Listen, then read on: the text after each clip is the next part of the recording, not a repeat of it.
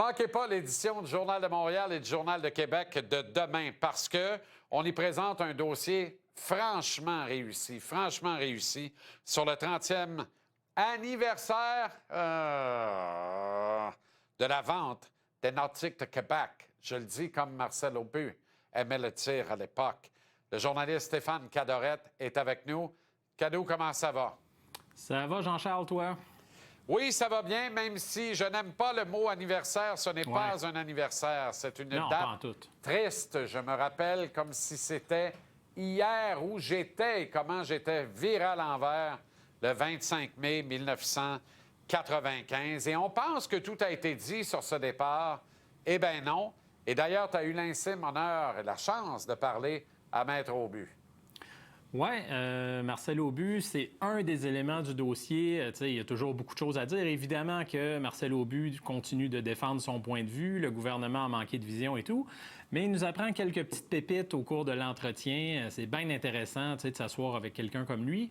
Puis, tu parlais que c'était un jour triste, Jean-Charles, mais c'est un peu ça. Notre prémisse, nous, c'était faisons un peu rêver les gens.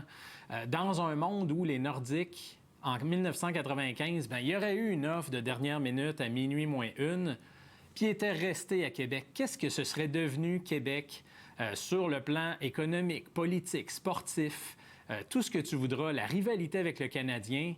On peut s'imaginer qu'est-ce que ce serait les Nordiques en 2025. C'est un peu là-dessus qu'on a planché. Puis pourquoi on voulait changer un peu? Parce que c'est bien beau, mais le but d'un côté, on le sait qu'il était bon. Là. On a statué scientifiquement là-dessus depuis des années.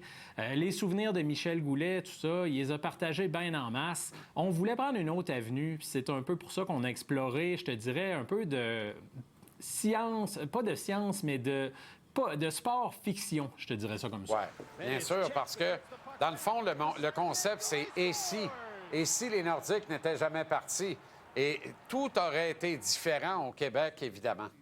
Bien, je pense, premièrement, que c'est probablement la pire chose qui est arrivée aux Canadiens.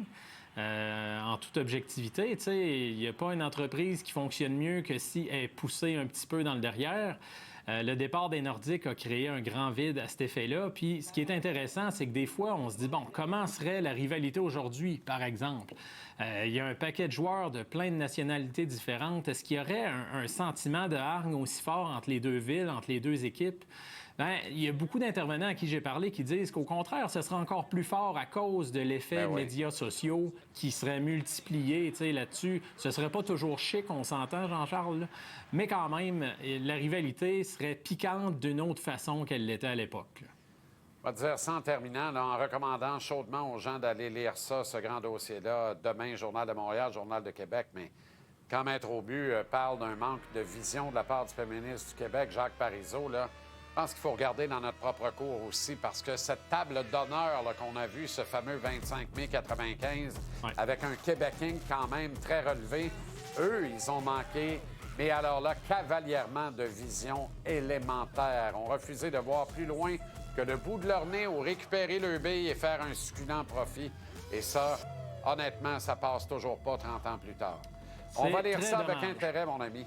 Merci infiniment.